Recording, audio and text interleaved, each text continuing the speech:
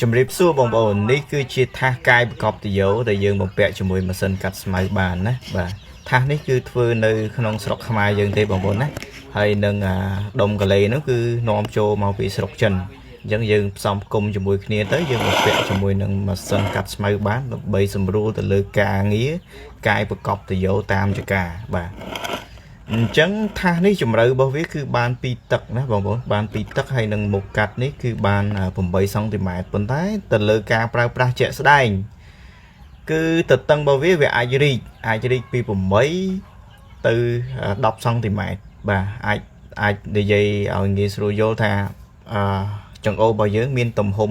1តឹកបាទហើយនឹងជម្រៅ2តឹកអាហ្នឹងទៅលើកាយជាក់ស្ដែងបើសិនជាដីនឹងទុនគឺវារីកបាទបើសិនជាដីនឹងរឹងដែរគឺ8នៅតែ8អាចរីកបាន9អីហ្នឹងបាទអាចរីកបាន9សង់ទីម៉ែត្រទៅទាំងមកវាណាបាទអញ្ចឹងបងប្អូនឃើញតាយោណាបងប្អូនអ្នកកាន់ខាងទឹកប្រហែលជាស្គាល់តើតាយោហ្នឹងលេខប្រមាណបាទនេះដែលយើងប្រើថាសយើងមិញនេះកាយប្រកបនេះបាទនេះជាវីដេអូដែលជាអតិថិជនថតមកឲ្យទេបងប្អូនណាគាត់ថតមកផ្ញើតាម Messenger ទៅវាអត់សូវច្បាស់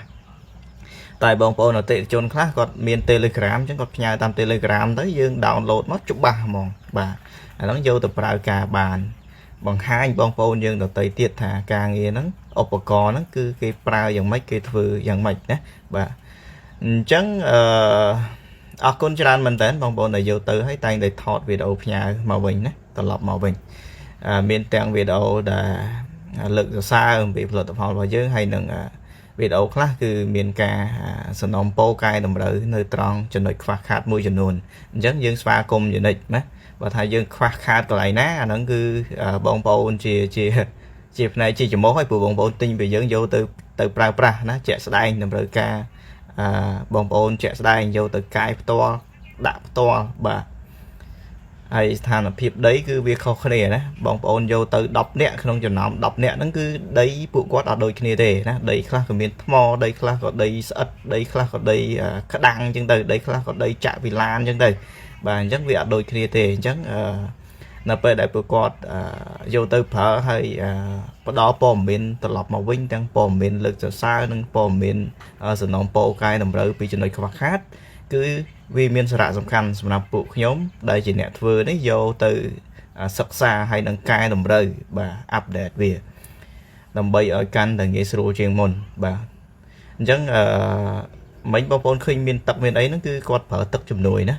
ដោយសារដីគាត់រឹងពេកអញ្ចឹងគាត់ប្រើទឹកដើម្បីជំនួយទៅឲ្យការកាយកាន់តែលឿនប៉ុន្តែមានបងប្អូនអតិថិជនខ្លះគាត់ថាដីស្ងួតស្រួលកាយជាងដីសើមបាទដីសើមដូចបតិបតាដូចស្អិតបាទអញ្ចឹងអាហ្នឹងគឺវាទៅតាមស្ថានភាពដីទេណាបងប្អូនបាទដីខ្លះសើមបានស្រួលកាយដីខ្លះស្ងួតណាស្ងួតអញ្ចឹងបានស្រួលកាយបាទអញ្ចឹង